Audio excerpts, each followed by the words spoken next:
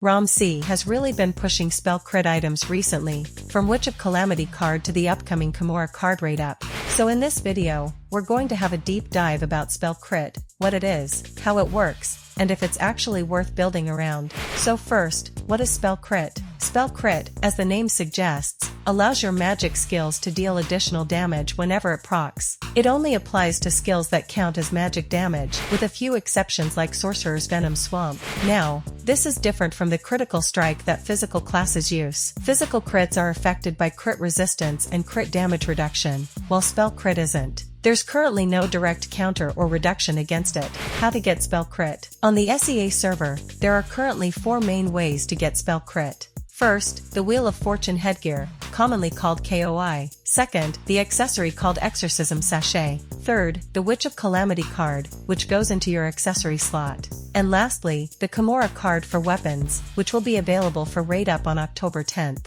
For future updates, we already know about 2 more sources. The Cranel Card for headgear, and the Encomiast Movement back gear, both also provide spell crit bonuses. How does spell crit work? There are 2 main parts to understand here: spell crit chance and spell crit damage. Spell crit damage currently scales in 2 ways: from your luck stat, and from the Camorra Card deposit bonus. The formula goes like this: spell crit chance times 150%, plus 1% for every 6 points of luck.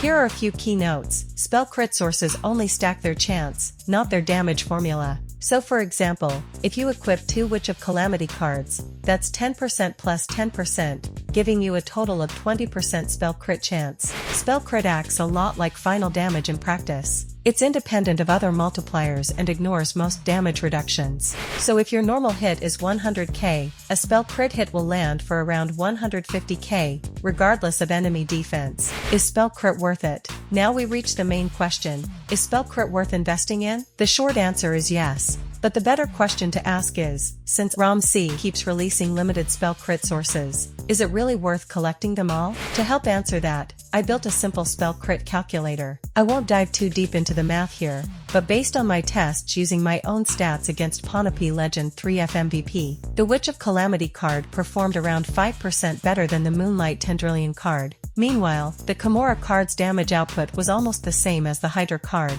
If you want to test your own setup, you can check out and make a copy of the spell crit calculator. The link is in the description. I'm not here to tell you to buy or skip these cards. What I'd recommend instead is to always look for ways to improve your build that might be more cost efficient than chasing every limited spell crit source out there. So as you can see, spell crit isn't just some fancy stat. It's actually a strong damage multiplier that works independently from most modifiers. But at the same time, it's locked behind a lot of limited gear, which makes it tricky to fully commit to. If you want to test your own setup, you can check out my spell crit calculator. The link is in the description.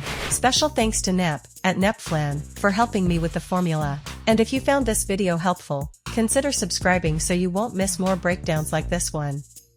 Thanks for watching, and see you in the next guide.